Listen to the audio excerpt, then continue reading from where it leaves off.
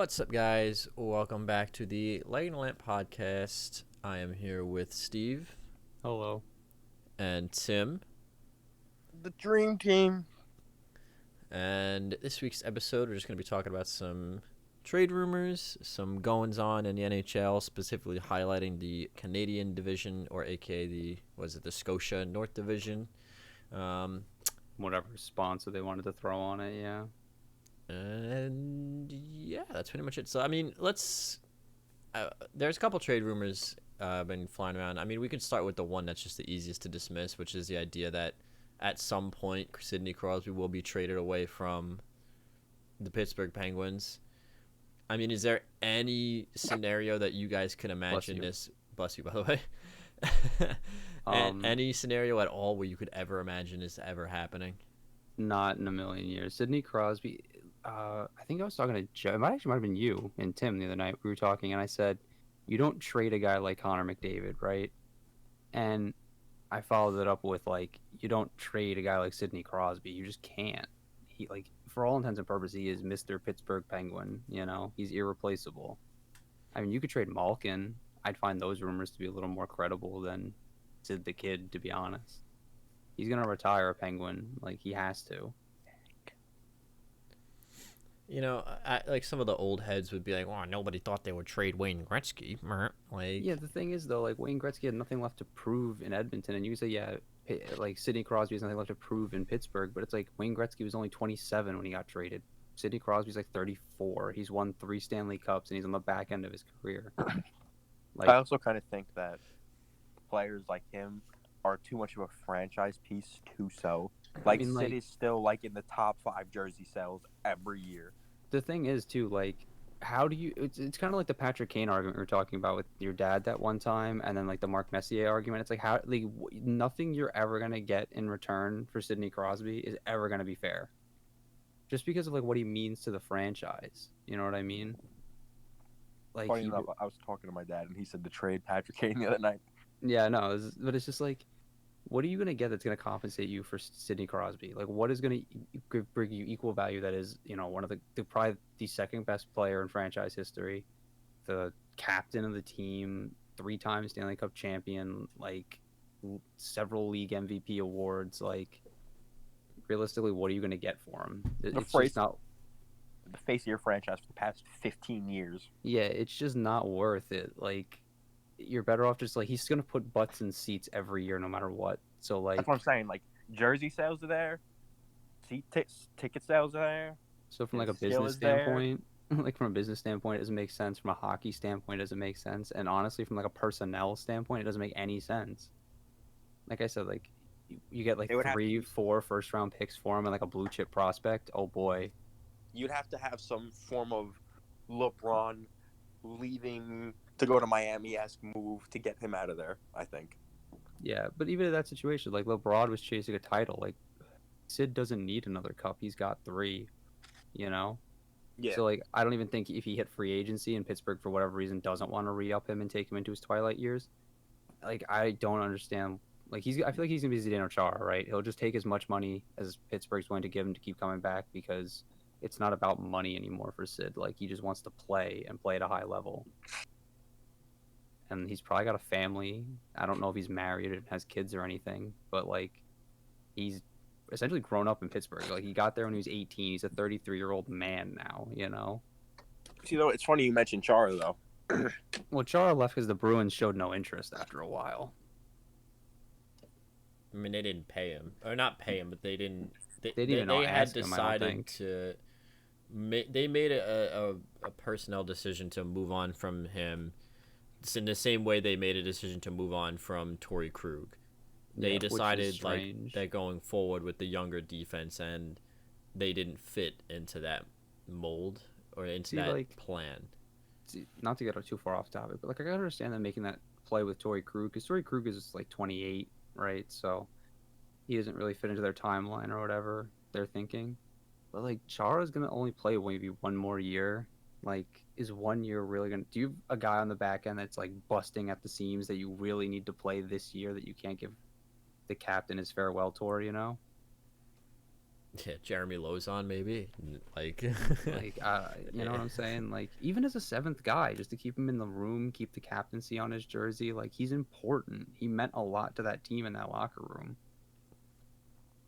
I think one of the other important things about keeping older players in the vein of Sidney Crosby, because I mean, you guys know that I've been a very big proponent of certain teams like LA and Anaheim and San Jose, trading away the older pieces and moving on with the youth, right?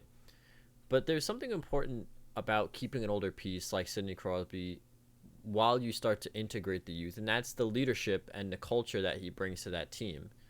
Well, yeah. When you're sitting next to him in the locker room or on the bench, you can't take a shift off because he's not going to take a shift off. And what that does is that breeds a culture of winning into your organization. And I think the best example of that we can think of in modern times would have been the Detroit Red Wings when they transitioned from Steve Yzerman, fantastic captain, retired. You go to Nick Lidstrom, Mr. Perfect. You go to Henrik Zetterberg, one of the hardest working guys in the league. And there's no wonder why for 25 years we were like, how did the Red Wings keep getting these young guys to come out of nowhere and keep playing well? Well, because there was a culture that was already established there that you don't get an option, like you don't get a shift off. To your point about Detroit too, like did they name Larkin the captain finally? Yes. Yeah, so even in that situation, right? Like you go from Henrik Zetterberg, who, has been out of the league for a couple of years because of his back, and then you go to Dylan Larkin, who's also probably one of the hardest working players on the team, and like he doesn't take any shifts off, so you know what I mean? And he learned from Henrik Zetterberg. So like you said, it breeds like a constant like culture. So you just can't replace that. Like Sidney Crosby is one of those guys that like he sits down in the locker room, like you said, you look at him and even just like the air around him, like you can feel it. Like he's a winner. You know what I mean? Like he's been to the mountaintop and he knows how to get there again. So like whatever direction he pulls the ship, like it's gonna go. You know what I mean? You just can't replace that. Yeah, for sure. And I mean, there's a difference between me saying like, oh, the Kings need to trade Kopitar, which I still believe that they, very well should do at this point. Well, the difference with Kopitar is like he's only been the captain for a couple of years. I mean, like he was their franchise center when they won those 2 Stanley Cups, but by and large, like Dustin Brown was like the guy in the room back then, because he was still in his prime. So, yeah. Like you can get rid of Kopitar because you can still have Dustin Brown in the roster. You still have Drew Doughty. It's like with Pittsburgh. It's like who do you have? You have Malkin, who great hockey player, big bum, has looked completely disinterested this year. Is that really the guy you want to trust the rest of your franchise to, or B, turn it over to the young guys, like the young guys, and then it's a full on rebuild, So. I guess it all depends on what direction Pittsburgh really wants to go, but I just don't see any universe where Brian Burke signs the paperwork that says trade Sidney Crosby. Yeah, and there is something to be said like when they took the captaincy away from Dustin Brown in LA. I think that to me was not an indictment on who he is or what he did on the team, but it was more of their symbolic transition to admitting that the window was closed, right? And the same different thing, era. Yeah, and the same thing with when Joe Thornton lost the C and they eventually gave it to Logan Couture. It was a symbolic passing of the torch to saying, although Couture's not that much younger, all things considered, he himself is getting up there at this point. But yeah, he's like Crosby's age now, I think. It was a symbolism thing. Yeah. That being said, A, you're never taking that captaincy away from Sidney Crosby. But also, B, you don't have a reason to. And I'm not saying that Thornton gave the Sharks a reason to or Brown gave the Kings a reason to, but, when external we think forces gave them a reason to. When we think leadership in terms of the greatest captains in the NHL, number one that everyone probably thinks about is Sidney Crosby because of his work ethic. It's it's like Taves, Crosby, and like maybe Ryan Getzlaf, like because he was a big leader back in the day, but it's like you said, like Sid's just like the guy. The only way he gives up the captaincy is the only way they can take it from him is if he gives it up. If he's like, no, this guy is like the future, like give him the captaincy. I'll wear an A or something, But even in that situation, that's still going to be Sid's room, I think. or if it comes to a situation where, God forbid, Sidney Crosby's like Henrik Zetterberg, where he just can't play anymore. But they don't want to name somebody else captain because technically he's still the captain. I could see at that point, like if his career's done, but he's not quote unquote retired for cap reasons, I could see him being like, okay, like I'm not playing anymore, but you can give this guy the C or whatever. But if he's like a Jotty Boychuk, yeah, or like Zetterberg, or even like Datsuk for a while, Gaborik for a while, yeah, guys that they retire, but as a favor to the club, they don't file for retirement. Yeah, so nobody gets hit with that cap or capture penalty. Yeah, so they like they basically defer their retirement payment a couple of years for cap reasons. Can we just talk about cap or capture penalties real quick? Do you know how big the cap or capture penalty on Nashville is going to be if Shea Weber retires within the next 2 years? Oh, it's going to murder their whole franchise. It's upwards of $25 million. I think the issue with the cap or capture penalty is that it's retroactive to some of these contracts that were signed before it was a thing. Well, it's like also retroactive, like you said, that before it was a thing, but it's retroactive to contracts when like the CBA functioned in a completely different way. You know what I mean? Like this is a pre-lockout contract. Like this thing got signed in 2012, I think, or 2011 maybe. So it's like they offered him like 11 years, which you couldn't even do under the new CBA. I think at one point it was front loaded, so he was making like $11 million or something ridiculous, which under the new CBA would have been too much money too. I just don't know how the league's gonna let Nashville get slammed with $25 million in dead cap. You can't, right? I have a very strong inkling that something will be done.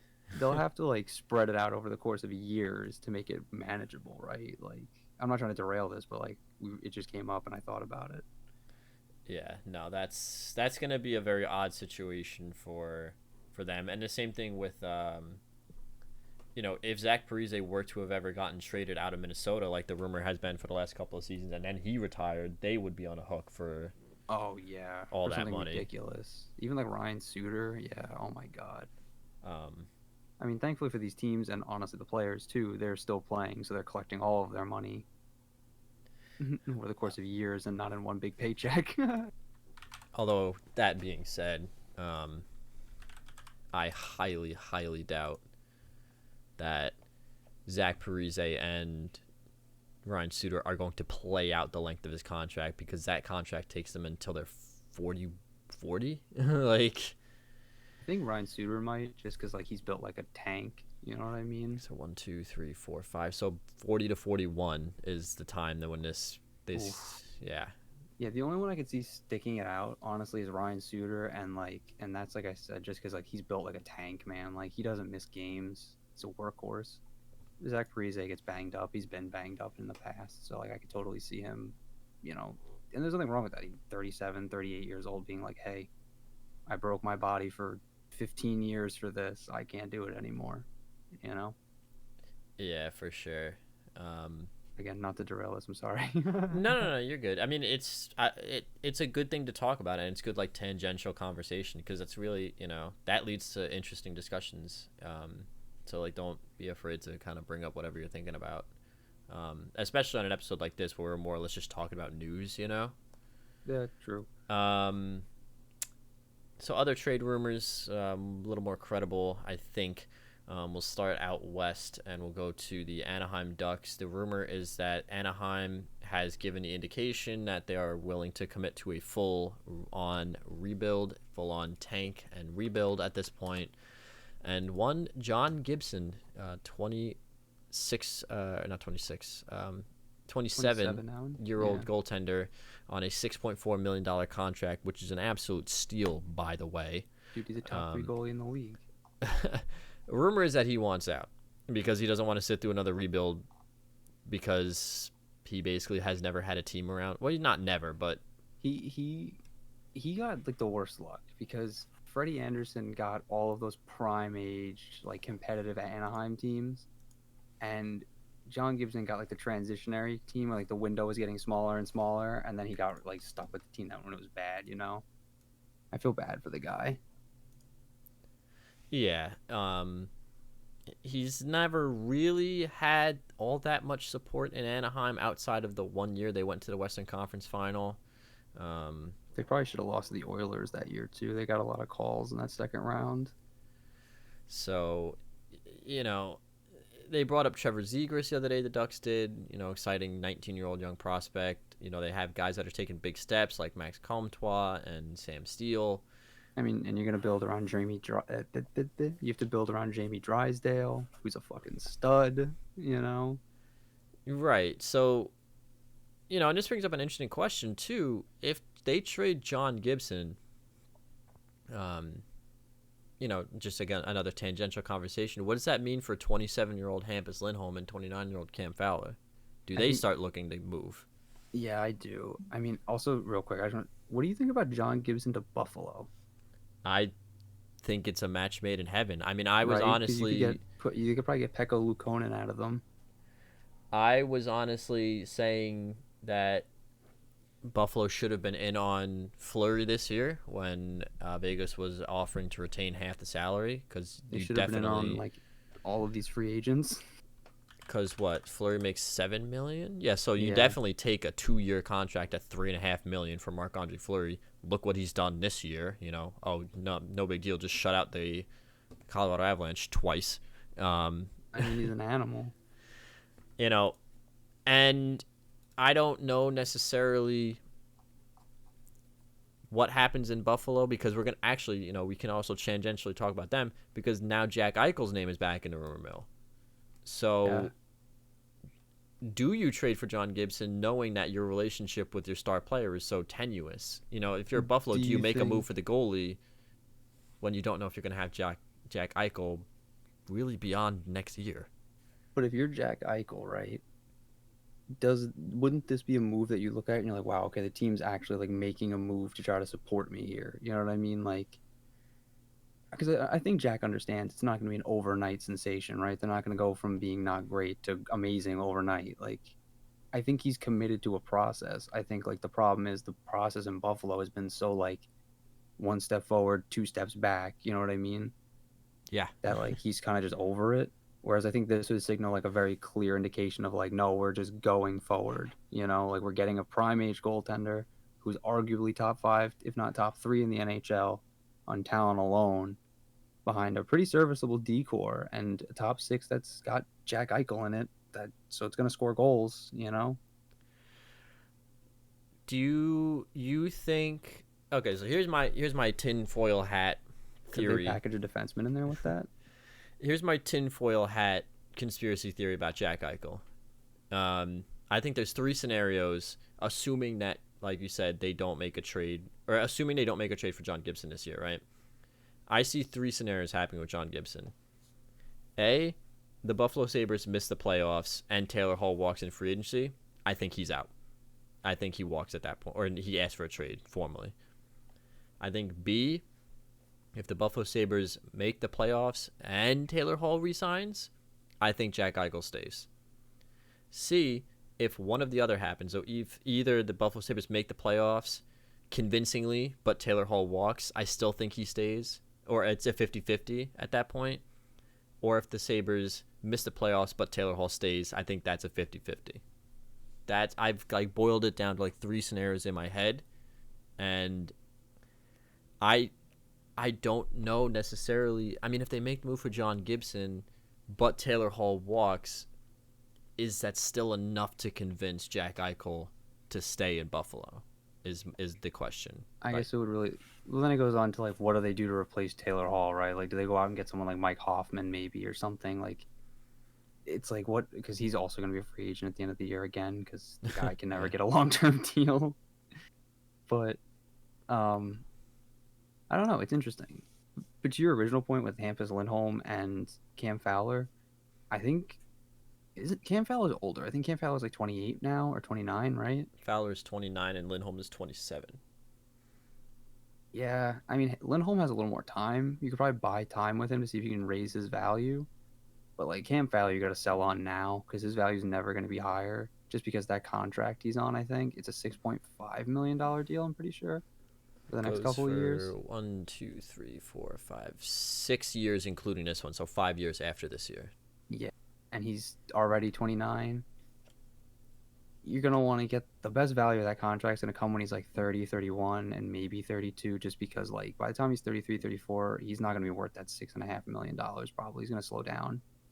So you got to move him now if you're Anaheim, especially because it's already pretty clear that John Gibson wants out.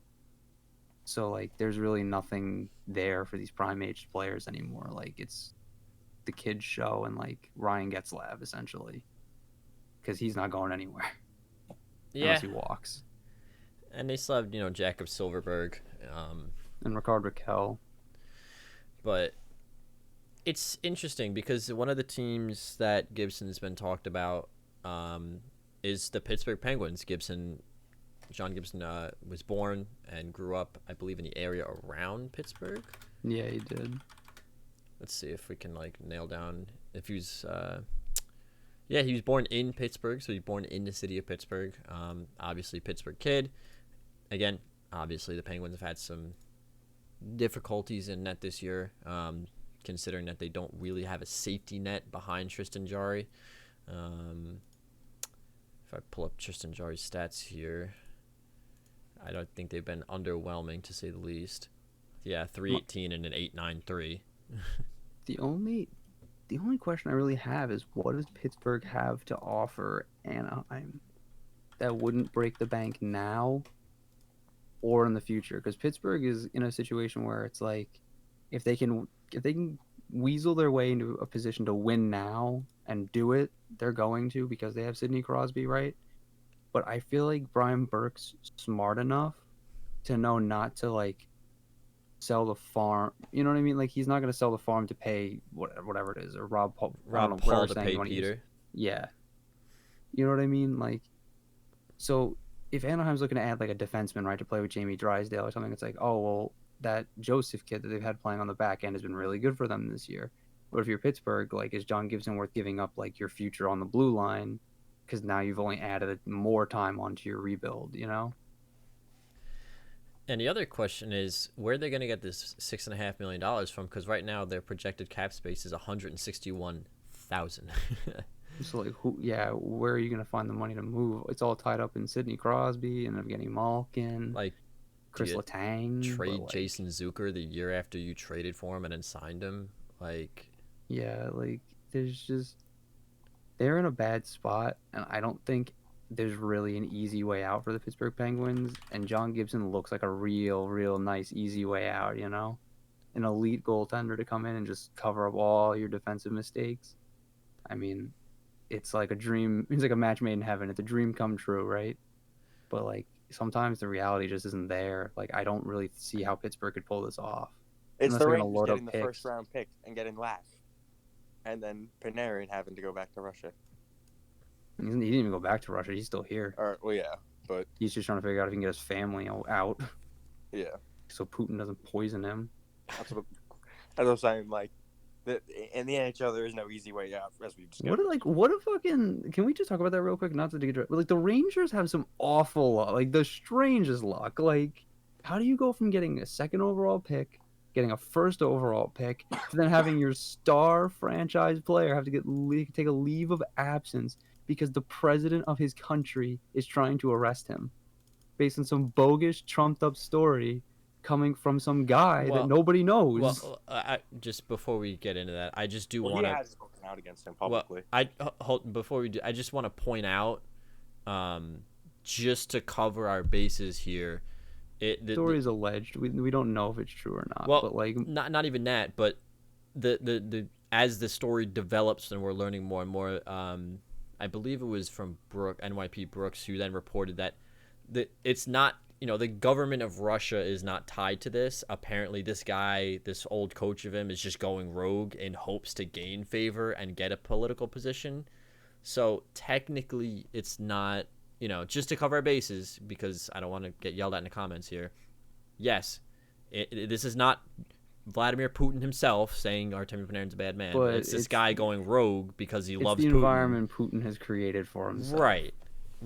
Because this guy loves Putin and Panarin doesn't. essentially. We also, to cover our bases, the story is alleged. We don't know if it's true or not, but based on all of the sources that have come forward, including the teammates who were there at the event, have said that like this didn't happen. There were like several other witnesses who were named in the police report, according to, I think it was Larry Brooks actually, or one of the insiders on Twitter who said that, like this didn't happen. Like they're like, this isn't Artemi. Like he would never do something like this. Right. So it's just so frustrating. It's like what. And like I'm gonna be clear here. If it's true and he did just beat up this girl, like he's a fucking asshole, a piece of shit, deserves whatever he gets. But like everything we've read leads us to believe that it's not true. Just change his number. We'll be good. Yeah, I don't know if we should be making the Kobe Bryant joke anymore after the. Yeah, it's a very strange, like bizarre situation essentially. If you don't know what we're talking about, the TLDR is that Artemi Panarin, along with some other prominent NHLers, have been outspoken critics of Russian President Vladimir Putin. Just this last week, a story came out from an ex-coach of Artemi Panarin's when he played in Russia, saying that him and Panarin, he named himself, by the way. He said, why both. Would he ever implicate himself? We said we both went to a club and then beat up a young woman. I think this was 10 years ago.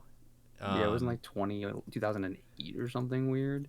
So it's just like a very weird, bizarre story. And the theory is that, and the reports are that the coach is an outspoken Putin supporter who's trying to gain political favor by outing somebody who's an outspoken Putin critic. Obviously, Russian politics are shifty at best, and the story is still developing. Everything right now is alleged, and Artemi Panarin took a leave of absence from the New York Rangers, ostensibly to contact his family who still lives in Russia and try to find a way to get them over to the United States. So that's kind of the TLDR of that situation.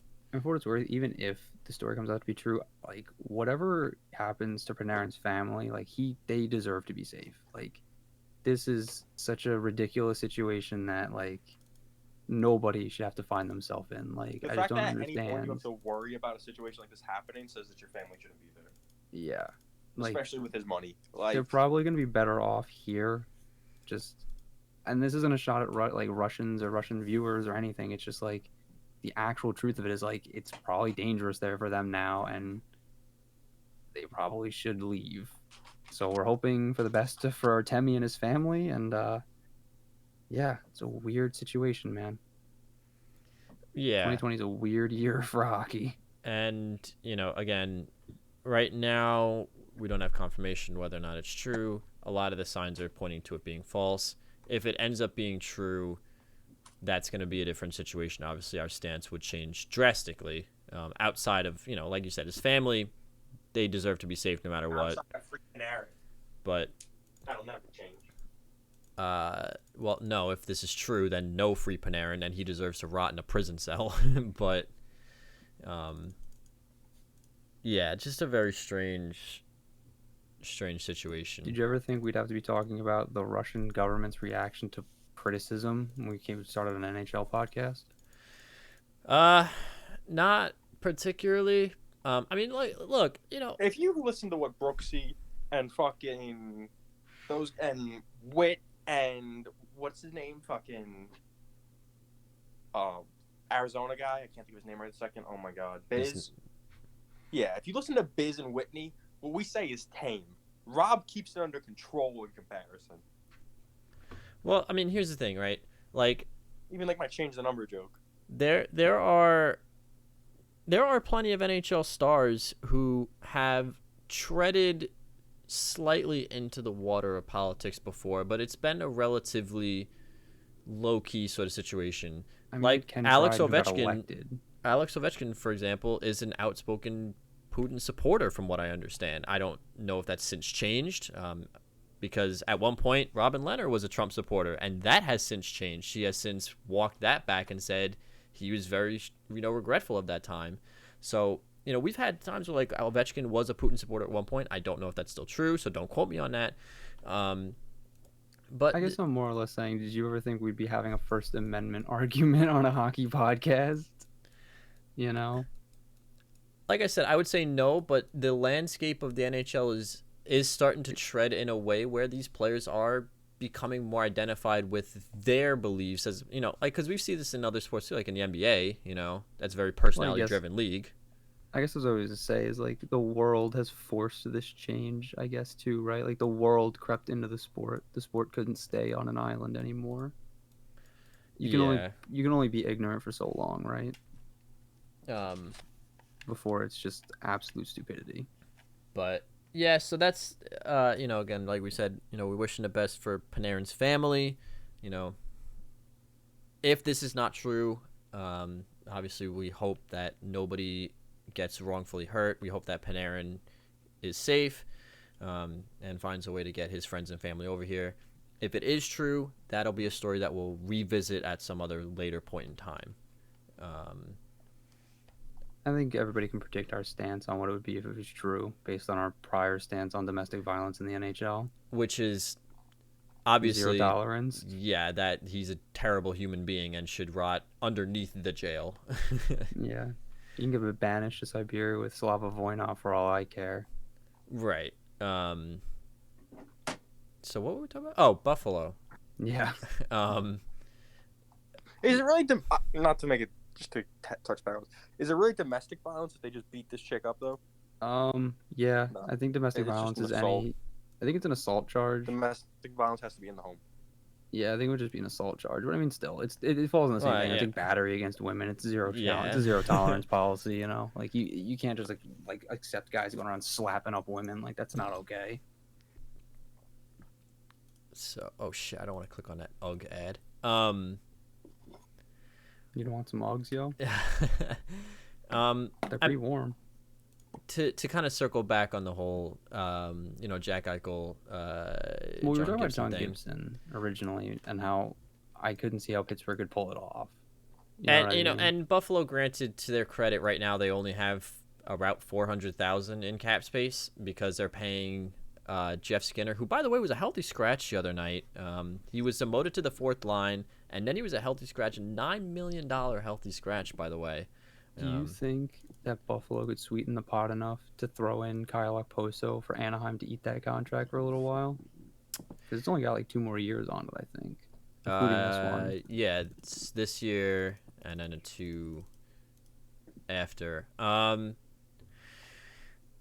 They don't have a 3rd-round pick or a 5th-round pick this year. They traded both of those away. Are they willing to move like a 2nd or a 1st? I mean, I wouldn't if I was Buffalo. Depends on what I'm getting back. I mean, if I'm just getting John Gibson back, well, it's tricky only because, not for nothing, John Gibson is a fantastic goaltender, but he doesn't guarantee the long-term health of this franchise, because if Taylor Hall walks away next season and you don't have the funds to replace him at that point, it's, what do you do? Do you just put Jeff Skinner back on the first line and hope he figures it out? Yeah, no, you're not wrong. I was just thinking maybe they move like a 1st-round pick for it, but like, because I was reading a scout. No, he's not like a professional scout. He's a hobbyist scout, but whatever. He did an analysis saying that because of COVID and the way juniors and college got affected this year, there's not a real solid barometer on this upcoming draft, because guys that we thought were going to be in, you know, producing and projected top picks like Atu Ratty have struggled significantly since the pandemic. I mean, he even got left off the World Junior roster. So it's like, is the unpredictability of this 1st round and the volatility of it worth giving up the pick if you can get, you know, a solid goaltender, even if somehow they strike gold with it? Because, you know, franchise goaltenders don't grow on trees. Yeah, they just don't. And you know, you already have your franchise center and defenseman. Yeah, and the other issue there too is that, you know, they're really high on this Ukko-Pekka Luukkonen kid, who could as very well next season be playing in the NHL. But again, I think this is a very pivotal offseason for the Sabres, because if they miss the playoffs and Taylor Hall walks for free, what kind of a headspace does that put Jack Eichel in? You know, It's like the Patrick Laine situation. Remember, we were like, oh, they got him his second-line center back, and they just drafted a second-line center of the future for him to play with, but that bridge had been burnt already. He was just so out of it in Winnipeg, he didn't want anything to do with it. Do you think it could possibly be a similar situation with Jack Eichel where, look, if they tank the season out and Taylor Hall walks, do you think that door closes in his mind and gets locked, and there's no covering that? I guess it depends. We don't know what the situation with the Buffalo Sabres is like behind the scenes. We don't know how necessarily tenuous it is, right? Because for all intents and purposes, Jack could have just been like, listen, guys, I'm really not happy with the way this is going, and we need to do something about it. You know what I mean? And the media could have taken it and spun with it. Or it really could have been Jack stormed into the general manager's office and was like, this is ridiculous. We have to change this. I want out if it doesn't change, We don't really know. Whereas we kind of came to the understanding with Patrick Laine that they were not friends at the end of this conversation. It seems from what it's so far been with the Sabres and Eichel is there's still some friendliness to this relationship. They still very much want to keep Jack Eichel. And it sounds a lot like Jack Eichel really does deep down want to stay in Buffalo and win for the team that drafted him, I just think in Jack's head it might come down to push might come to shove for him where the outside factors just pushed him to be listen, I can only be loyal for so long. I've been here since I was 18 and you guys have done nothing to support me. I mean, it's the John Tavares argument, except for this season he left, the Islanders actually did something competent and gave him the things he needed. But the original argument stands where it's okay, you have a franchise player and you've done nothing with him but give him ham scraps to play with for the last 5 years. I don't think Jack Eichel's been in the league that long yet, but actually it might be 5 years. This 1, 2. It is 5. Yeah. 4. This is his 6th year. Yeah. In the league. So he's 24 now. He's 24, and not for nothing. It's not like there's really been any evident progress from the Sabres' point of view because the most points they got was his rookie season. Jack Eichel? The most points the Sabres have gotten. I think the most points Jack Eichel got. I was like, what do you mean the Sabres are seeing no progress out of Jack Eichel? He went from being good to a stud. I was the like, franchise what? As far as their progress. They got 81 points his rookie season and have gotten worse. Well, that's kind of it, right? That's what I'm saying. If they can finish close to the playoffs and there's some progress, and even if Taylor Hall walks and they can replace him and they get John Gibson for some reason, I could see Jack being all right, I'll give it a chance. You know what I mean? I'll give it a shot. We'll see if it works. If it doesn't work, then either we change it or I'm out. I'm done giving you chances. But I feel this would just lengthen their leash for a little while to give him a little more room to try to finagle something to give him the player that he wants to play with long term. But like you said, if they don't do anything with John Gibson, he doesn't go anywhere, right? And Taylor Hall walks. I mean, if I'm Jack Eichel, I'm leaving. I'm just gonna call him. Listen, get me out of here, man. You can't pay me enough to stay. And it's not even he's living, not just to be mean, but it's not even he's living in Los Angeles where it's all right, I'll put up with the bad hockey team because I live in the nice weather. It's he's in Buffalo. He's in 6 feet of snow year round. Yeah. Why would he want to do that to himself to play for a bad hockey team? It's not about the money for him. He's made it very clear it's not about the money. He wants to win because Buffalo is paying him what, 9 or 10 million. Yeah. So it's he got the money. He wants to win. He doesn't care about the money. I'm sure a lot of guys are like that. Sidney Crosby was like that. So I'd like to see Jack stay in Buffalo. But yeah, I mean, it's one of those situations where he's really given this franchise every reason to build around him, but they keep this revolving door of mediocre goaltending with no real supporting cast, and they get Jeff Skinner with a horrible contract, and then you sign Taylor Hall for 1 year. He's probably going to walk. I mean, we speculated that this was just a boost my value contract, and I mean, on top of that, there's been speculation that Rasmus Ristolainen's been on the outs with the team. So, in his eyes, and they've gone through how many coaches and general managers since he's been there? Through, no fault of his own, through just, the sheer lack of competence of the people that they keep hiring in the Buffalo front office.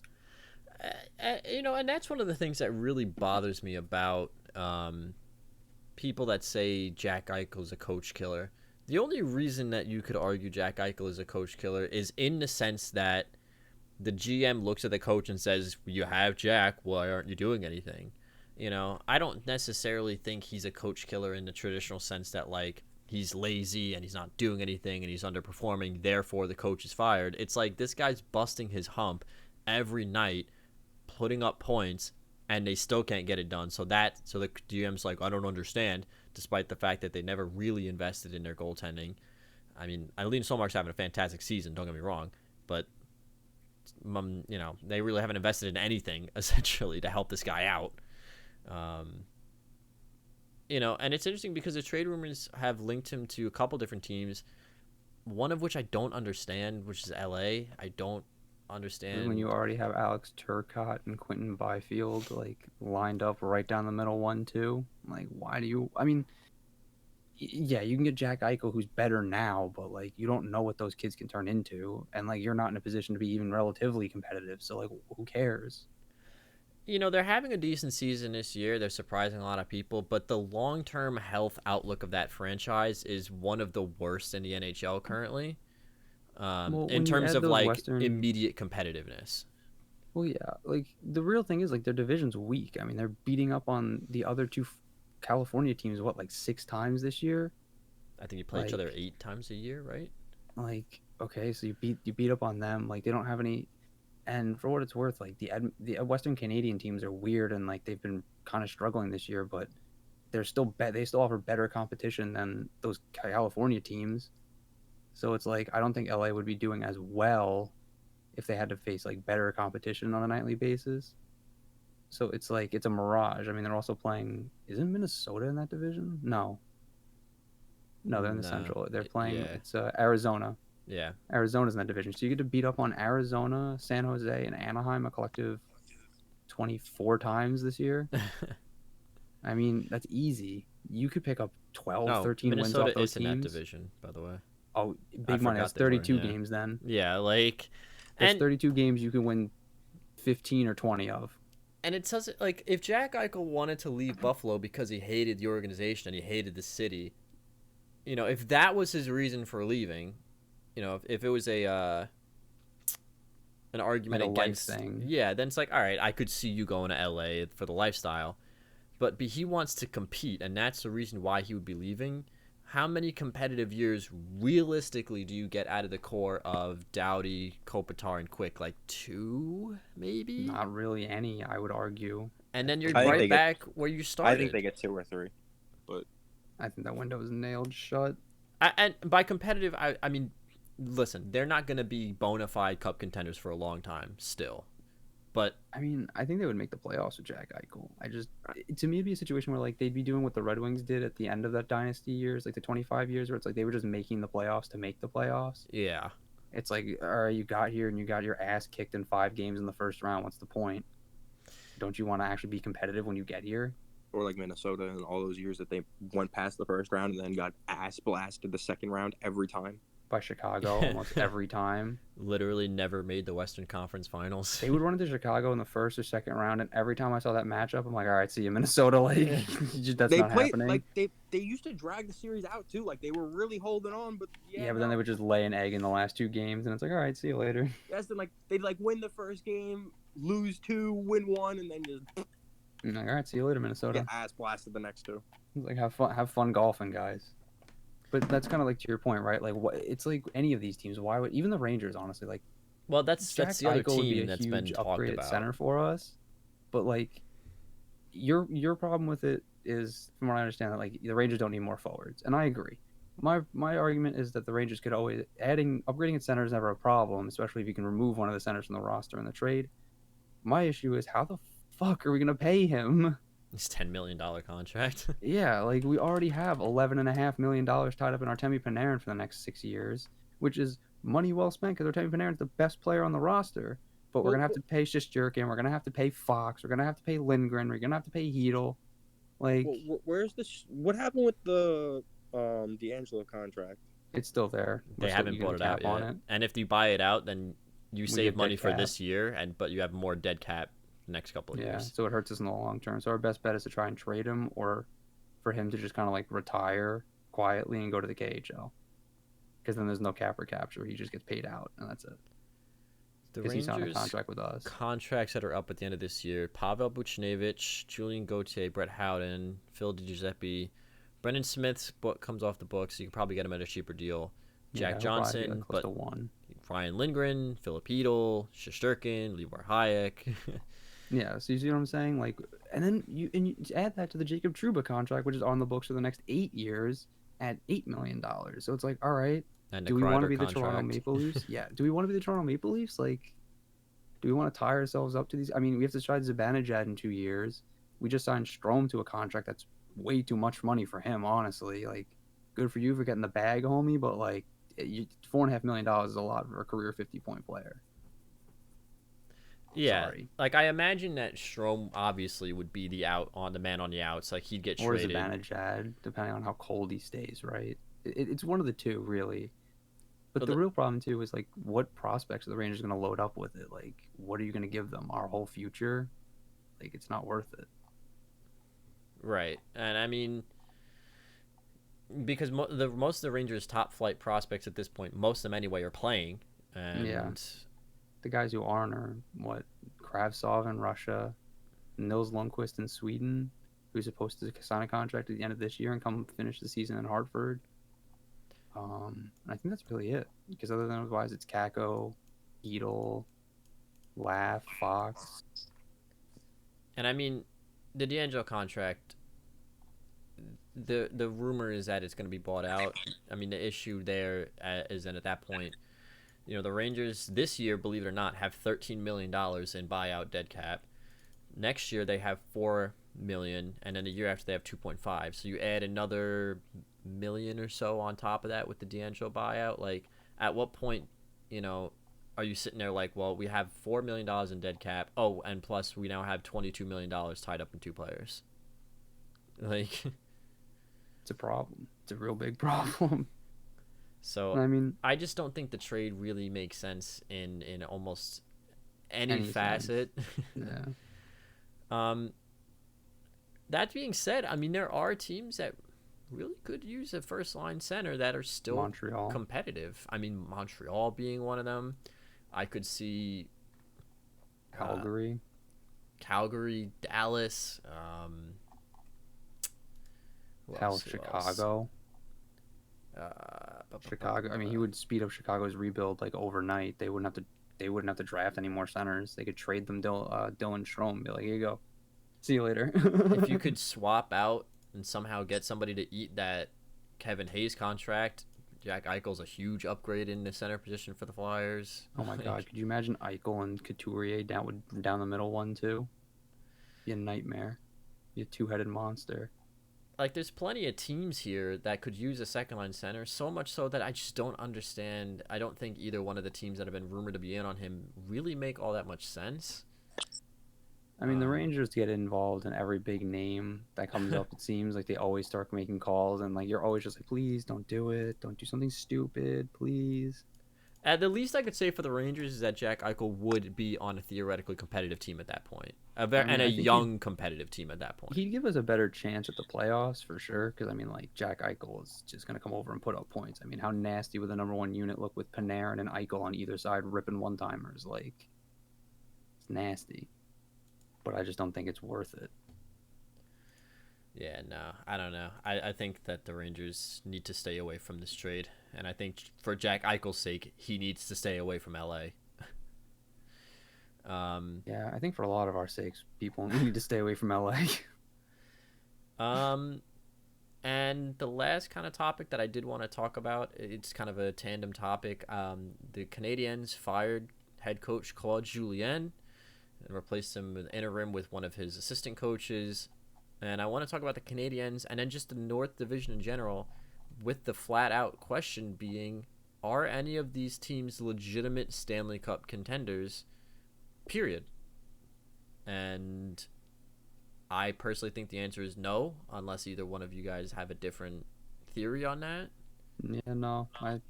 I'm with you. I think it's a no. it's harder this year to judge teams because you're playing in your division, so we're not getting to see the Canadiens go and play the Boston Bruins or the Toronto Maple Leafs go play the Colorado Avalanche. Not that they played each other all that much anyway, but you did get to see 2 games, and it's still a sample size. Yeah, but I think that's probably to these teams' benefit, honestly, like these Canadian teams.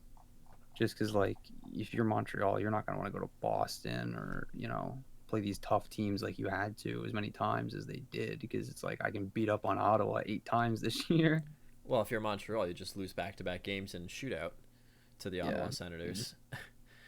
I mean, my problem is none of these teams actually really wow me in any way, shape, or form. I don't think any of them have a complete roster, and they all have severe deficiencies in critical areas. I think the closest team, in my opinion, to competing is either of the Flames or the Jets, but the Canadiens have been severely underwhelming since the start of February. And that's what happens when you don't get to beat up the Canucks every night. The Maple Leafs still can't hold a lead. They still can't defend.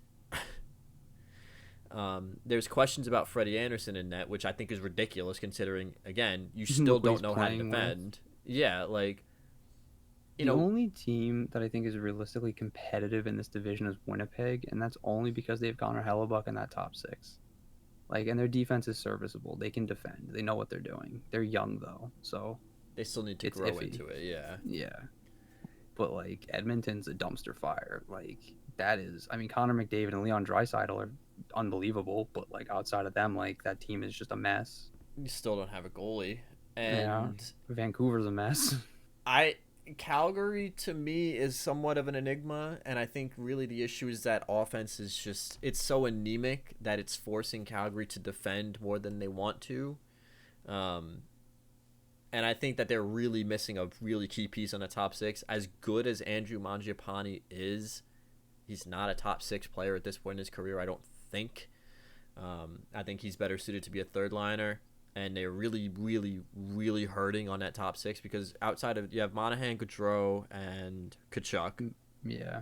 And then you have Lindholm, who's a fantastic top 6 player, and then you have question mark. Like Mikhail Backlund. Bennett's a solid third liner. Mikhail Backlund's a solid third liner. Mangiapane's a solid third liner. But you have guys like Dylan Dubé playing on your second power play unit when, realistically speaking, can he get it done? Kind of. But on a perfect team, he really shouldn't be anywhere near the power play, I don't think. You were going to make a point before I kind of just kept going. Yeah, no. I was just going to say, like Calgary's just a strange team. Like, I don't understand. I mean, Sam Bennett wants out, which is interesting. So it gives them something to put out there. But, I mean, I don't know what team would really be interested with trading with a Canadian team this season specifically, just because, like, you'd have to wait the 2 weeks. Like, we saw it with Dubois and Laine, but that was so early on that, like, it was all right. You missed, 4 or 5 games, but now they've hit the 25-game mark, or most teams are getting close to the 25-game mark, which is the halfway mark almost. And it's like, can you really afford to be losing not one but essentially 2 roster players for 2 weeks to quarantine to cross the border? So it's weird. They're in a weird spot with that, and they're just in a weird spot in general. I mean, I'm really Ottawa's looking better recently, but I don't know if that's just because they got to beat up Montreal twice, and Montreal just looked terrible. But is this an anomaly, or is this the real Montreal Canadiens? I think this is still a bit of an anomaly. They looked really bad, but I think it's somewhere in the middle, right? They're they're a team that's going to finish 13th to 12th in the NHL, or not in the NHL, in the conference, and just missed the playoffs by 5-6 points. You know what I mean? With the right, if they had a superstar up front, I think they would be in the playoff conversation easily. But because the supporting cast is there, it's just they don't have the firepower to keep up with a lot of these other Canadian teams this year. And we're seeing that with the Maple Leafs. The Maple Leafs are only winning because they can outscore teams. Yeah, and I mean, I agree that 13 goals against in 3 games is an anomaly for this Montreal Canadiens team because that defense and the goaltending is better than that. I think that they're a relatively strong defensive team, and I think they're That's the only pretty thing they good. really can do. Yeah, and I think they have really good goaltending. But that being said, I think we're seeing the offense kind of come back down to earth a little bit. You know, since if we take into the start after those Vancouver games, you know, they've had 3 goals, 2 goals, 2. They got shut out, 2, 3, 2, and then they got 4 last night. So you're seeing kind of like they can't outscore their problems, and then their problems are starting to mount because they're forced to play in their own end. So they're forced to play a game that they don't want to. They're forced to like open up and try to score goals. And it just doesn't get any easier because they have to play the Jets twice, and then guess what? They go back to Ottawa. And Ottawa's got their number as of late, so... You know, their next game against the Canucks that they can probably beat up on is the 8th. I really don't know what they're going to do with that coaching. Because, like, the coach, whoever they pick to coach is really going to be the signal, like, what direction they're going to take this team, right? His name is, like Guillaume Duarme or something? Well, I mean, like, yeah, like, if they're going to stay with him or if they're going to go out and get a coach, you know what I mean? Here's like, a novel idea. Oh, sorry, go ahead, finish. I was going to say, whoever fills these shoes, the Montreal Canadiens, is really going to be, like, the barometer. We're going to see which direction that Marc Bergevin wants to take the team. Because if he goes out and gets, like, a veteran coach who's known for winning and all that kind of stuff, then it's like, okay, well, now he's buying into the fantasy again. So here we go. Or if he goes out and gets a guy who's known for, you know, like Gerard Gallant is known for teaching, playing a very simple brand of hockey, but effective, and getting the most out of his young players while also making them responsible. Then it's like, okay, well, that's a signal towards their younger players. They're investing in their youth. I mean, which if you're Montreal, you kind of should be, because you have Jesperi Kotkaniemi, you have Nick Suzuki, you have Cole Caulfield playing in college. Like, the time is not now. You have these guys who can wait a year or 2, 3 years for you to get the pieces and to develop. So I don't understand why Montreal really thinks they need to compete now. You know what I mean? Like, I get like the market, there's market pressure, right? The fans get restless. They haven't won a Stanley Cup in 27 years now almost. Yeah. Oh, boo-hoo, their teams haven't won it in 50 years. Like, you know, you guys have 24 of them. Like, relax, it's okay. You can be a non-competitive for a couple of years. I think that's really the issue, is that after that era of the Thomas Plekanec, what's his face? The Thomas Plekanec, Mike Camilleri era, they never really truly committed to the rebuild. They tried to retool on the fly and surround Carey Price with talent, which, to be fair, when you have a young Carey Price, makes sense. You want to get him in a position to succeed, but they just never did it the right way because they were always obsessed with these undersized forwards. The minute a Montreal Canadiens GM sees a 5'10" power forward on the market, he like springs out of bed at 3 a.m. and is making phone calls. And the same thing whenever, you know, the Canadiens fire a coach, they have this odd obsession with keeping the lineage of French Canadian coaches going. Here's a novel idea. Why don't we just hire the most effective guy? And just the best available coach. Right, like whatever language he speaks be damned. Why don't we just hire the best guy? Not he's the best French Canadian coach available. No, hire the best coach. Who cares what language he speaks? Listen, like, I understand the lineage of it and like the heritage, and like you're proud of your Quebecois heritage and all that, but like, let's stop kidding ourselves and just not, and like, the most effective guy for the job is not always going to be the one you want the most. Like, the guy who's the best available might not check all the boxes, but like, why would you go for an inferior product? Like, because he speaks French, that's why. You can teach someone French. Half the players in the roster aren't even speaking French. 2/3 of that roster are like Anglo Canadians, like English speaking Canadians, and the other half are like Europeans. It's like, so listen, not every French Canadian coach is Scotty Bowman. They just aren't. Scotty Bowman's the exception. He's the greatest coach of all time. Like, so once in a lifetime guy. It just so happened to be that he was raised in Quebec. Like, it's really funny how like certain franchises, and we're gonna wrap up on this thought. It's really kind of funny how like certain franchises have these like pretend not these dispositions that succeed through generations of head coaches and GMs. Like Look at the Boston Bruins. Well, I was gonna say, like, we've seen several GMs and coaches in Philadelphia, and yet, despite all of that, the hatred, the intense comparisons between whoever's in the crease and Bernie Perrant and Ron Hextall will never go away. You're never gonna be satisfied with a goalie in Philadelphia until he's Bernie Perrant 2.0. Kind of like in Montreal, despite however many GMs they've all had, they're never happy unless there's a French-Canadian coach behind the bench. See, the other thing is, like, I think it's funny to see things that carry through generations just like that, because like, the Canadians, you said, are so dead set on their French-Canadian ways that like they're so set on being the Flying Frenchmen still. And it's interesting to me that like that stuff kind of will transcend generations and just becomes the team. You know what I mean? Like the Boston Bruins are the big bad Bruins, period. That's it. That's who they are. That's who they will always be. You know, the Philadelphia Flyers are always going to be the Broad Street Bullies. I don't care how far we get from Bobby Clark's era.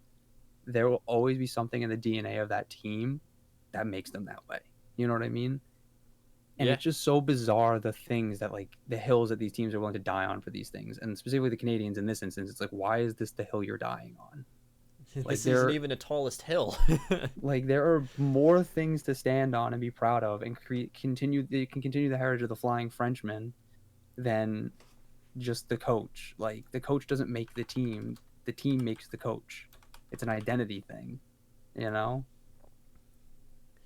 Who was the coach for the 94 team?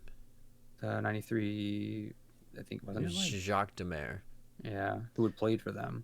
It's like, if the Canadians since 1994 had a succession of French-Canadian coaches coupled with a succession of success, you know, if they kept having continued success, constantly making the Stanley Cup, the Eastern Conference Finals and Stanley Cup Finals and winning cups, like, yeah, then you can die on that hill because that's the tallest hill, the Stanley Cup.